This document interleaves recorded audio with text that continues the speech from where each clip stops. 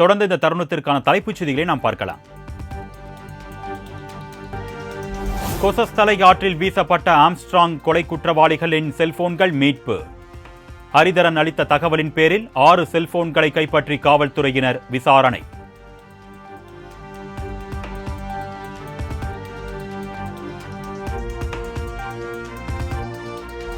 Armstrong படுகொலைக்கு நீதி வேண்டி சென்னை எழும்பூர் ராஜரத்தினம் மைதானம் அருகே நினைவேந்தல் பேரணி. திரைப்பட இயக்குனர் ப. ரஞ்சித், தலித் கூட்டமைப்புகளின் தலைவர்கள் உள்ளிட்ட ஏராளமானோர் பங்கேற்பு.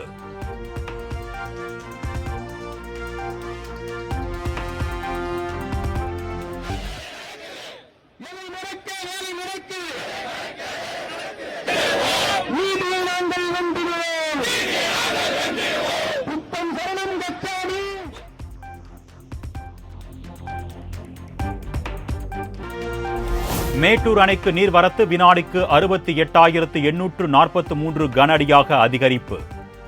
கர்நாடக அணைகளில் இருந்து நீர் திறப்பு அதிகரிப்பால் காவிரியில் நீர்வரத்து உயர்வு.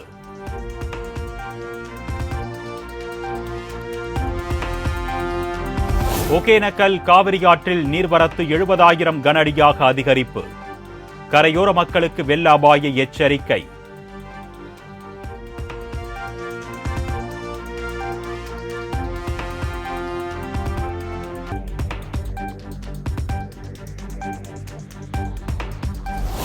கனமழை பெய்து வரும் மாவட்டங்களில் மேற்கொள்ள வேண்டிய முன்னெச்சரிக்கை நடவடிக்கைகள் குறித்து ஆட்சியர்களுடன் முதலமைச்சர் ஆலோசனை.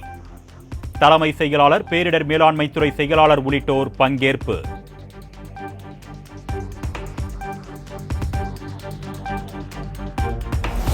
கனமழை பெய்து வரும் நீலகிரி மாவட்டத்தில் எடுக்க வேண்டிய நடவடிக்கைகள் குறித்து முதலமைச்சர் மு.க. ஸ்டாலின் உத்தரவு. மாவட்ட பொறுப்பு அமைச்சர், MP, ஆட்சியர் உள்ளிட்டோருடன் ஆலோசித்து தேவையான உத்தரவுகளை வழங்கியிருப்பதாக எக்ஸ் தளத்தில் பதிவு.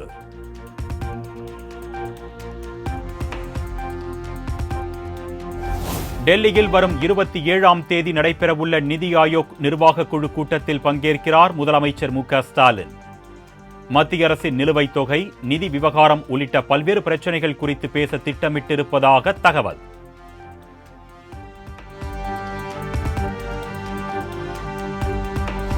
அமலாக்கத்துறை சட்டப்பிரிவுகளுக்கு எதிரான 86 வழக்குகளை விசாரிக்க சிறப்பு அமர்வு அமைப்பு. உச்சநீதிமன்ற தலைமை நீதிபதி TY சந்திரசூட் உத்தரவு.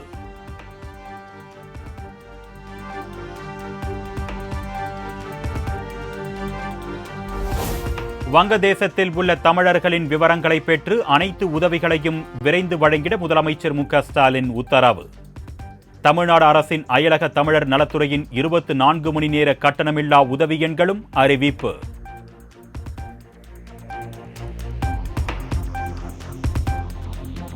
வன்முறையால் பாதிக்கப்பட்ட வங்கதேசத்தில் இருந்து இதுவரை 1000 இந்தியர்கள் மீட்பு. டாக்கா, சிட்டகாங் விமான நிலையங்கள் வழியாக 200 பேர் வந்ததாகவும் மத்திய அரசு தகவல்.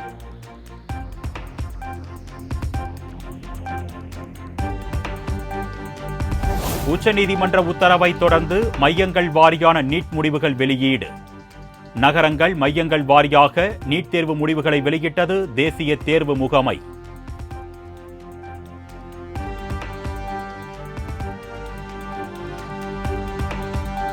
துணை முதலமைச்சர் பதவி தொடர்பான செய்திகள் வெறும் வதந்திகளே என்று அமைச்சர் உதயநிதி ஸ்டாலின் விளக்கம். நாமும் துண்டு போட்டு வைப்போம் என்ற அடிப்படையில் துணை முதலமைச்சர் பதவிக்கு இளைஞர் அணியினர் தீர்மானம் நிறைவேற்றியிருப்பதாகவும் பேச்சு. துண்டு போட்டு வச்சிருவோம் அப்படின்ற அடிப்படையில் இங்கே பேசியிருக்கிறீங்க.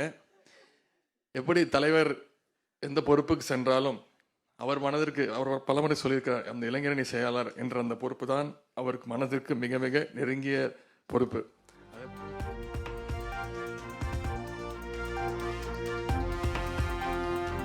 பிரதமர் மோடி 1000 முறை வந்தாலும் தமிழ்நாட்டில் பாஜக ஒருபோதும் காலூன்ற முடியாது என்று அமைச்சர் உதயநிதி ஸ்டாலின் விமர்சனம்.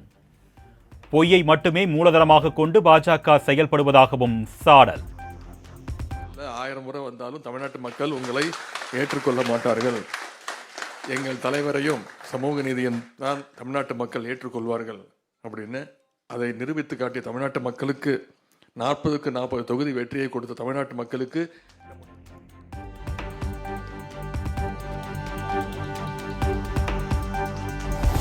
கூட்டணியில் இருப்பதால் கூனி குறுகி நிற்கக்கூடாது என்று காங்கிரஸ் செயல் வீரர்கள் கூட்டத்தில் கார்த்தி சிதம்பரம் பேச்சு. அதிகாரம் இருப்பவர்களும் எடுத்து முறையிட வேண்டும். அந்த குறை இருந்தால் அதை துணிச்சலாக நம்ம சொல்ல வேண்டுமே தவிர கூட்டணி தர்மம் என்று சொல்லி நாம் கூண்டி குறுகி இருக்கக்கூடாது என்பதுதான் என்னுடைய கருத்து. எம்எல்ஏ நிறைய வேணும். ஒரு சீக்கிரம் வருகின்ற காலகட்டத்தில் மந்திரி சபையில தமிழ்நாட்டில் காங்கிரஸ் கட்சிக்கு இடம். 2026 சட்டப்பேரவை தேர்தலில் மகத்தான வெற்றி பெற்று அமைச்சரவையில் இடம்பெற வேண்டும் என்றும் வலியுறுத்தல்.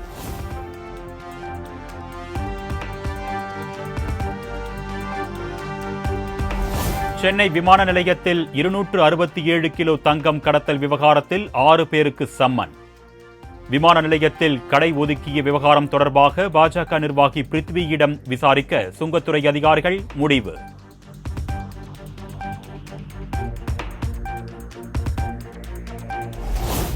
அம்மா உணவகங்களுக்கு மூடுவிழா நடத்த முயற்சித்துவிட்டு தற்பொழுது முதலமைச்சர் முதலை கண்ணீர் வடிப்பதாக இபிஎஸ் குற்றச்சாட்டு.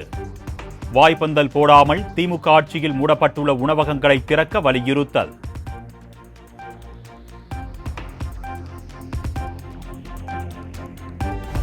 பொறாமையிலும் ஆற்றாமையிலும் எதிர்க்கட்சித் தலைவர் எடப்பாடி பழனிசாமி புலம்பி தவிப்பதாக சென்னை மாநகராட்சி மேயர் பிரியா குற்றச்சாட்டு. அம்மா உணவகங்களின் செயல்பாட்டை ஆய்வு செய்த முதலமைச்சரின் பெருந்தன்மையை பாராட்ட எடப்பாடி பழனிசாமிக்கு மனமில்லை என்றும் சாடல்.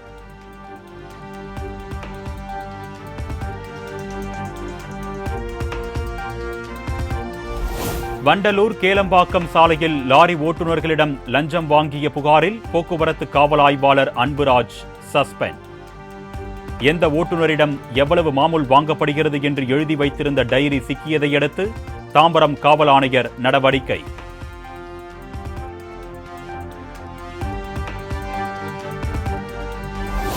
தமிழகத்தில் 9 டிஎஸ்பிக்களை இடமாற்றம் செய்து காவல்துறை தலைவர் சங்கர் ஜிவால் உத்தரவு.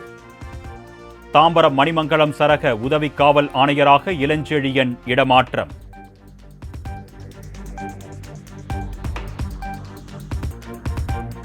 மைக்ரோசாப்ட் தொழில்நுட்ப கோளாறால் நாடு முழுவதும் பாதிக்கப்பட்டிருந்த விமான சேவை படிப்படியாக சீராகி வருகிறது. விமான போக்குவரத்து அமைச்சகம் விளக்கம்.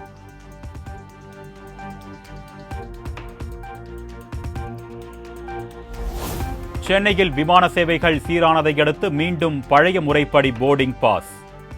கைகளில் போர்டிங் பாஸ் எழுதி தரப்பட்ட நிலையில் தற்பொழுது வழக்கமான முறைப்படி போர்டிங் பாஸ்.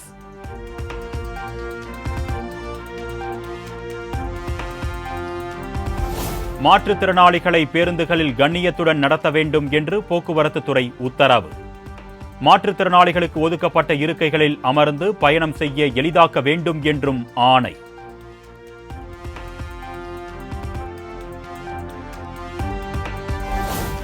புதுக்கோட்டை மாவட்டம் பொற்பனைக்கோட்டையில் நடைபெற்று வரும் 2ஆம் கட்ட அகழாய்வு. செம்பினால் ஆன அச்சனங்கோல் மற்றும் ஆணிகள் கண்டுபிடிப்பு.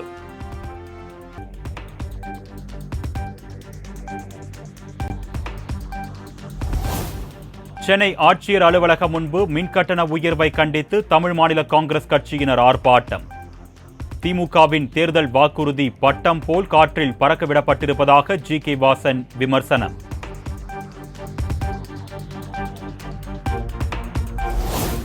தூத்துக்குடியில் அமோனியா வாயு கசிவு ஏற்பட்ட ஆலையில் இருந்து ஊழியர்களை வெளியேற்ற ஆட்சியர் லட்சுமிபதி உத்தரவு. மறு உத்தரவு பிறப்பிக்கும் வரை ஆலையில் எந்த பணிகளும் நடக்கக்கூடாது என்றும் ஆணை.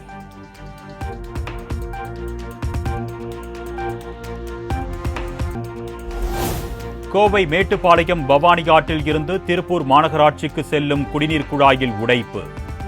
அருவி போல் விழுந்த தண்ணீரில் சிறுவர்கள் குளித்து உற்சாகம்.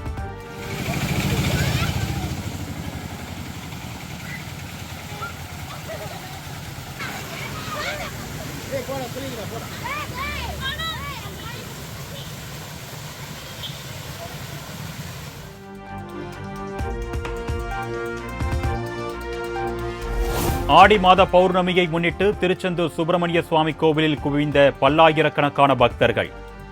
அதிகாலை முதலே நீண்ட வரிசையில் அரோகரா முழக்கம் விண்ணை பிளக்க சுவாமி தரிசனம்.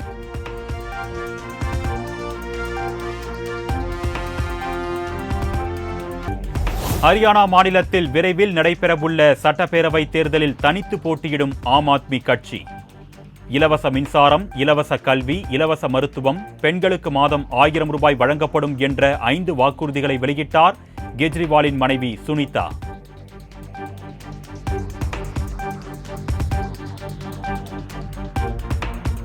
மும்பையில் கொட்டி தீர்த்த கனமழையால் வீடுகளுக்குள் வெள்ளம் பாய்ந்தது.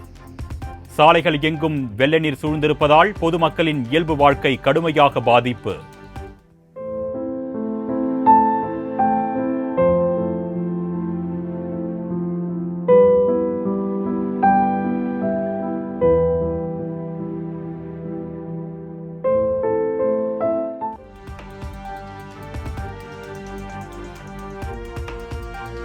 மும்பையில் தொடர்ந்து பெய்து வரும் கனமழையால் அடுக்குமாடி குடியிருப்பில் பால்கனி இடிந்து விழுந்து விபத்து.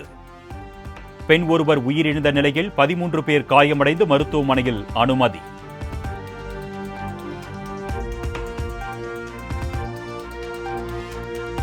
குஜராத் மாநிலம் துவாரகாவில் கொட்டி தீர்த்த கனமழையால் குடியிருப்புகளை சூழ்ந்த வெள்ளம். வீடுகளுக்குள்ளும் மழைநீர் புகுந்ததால் மக்கள் கடும் அவதி.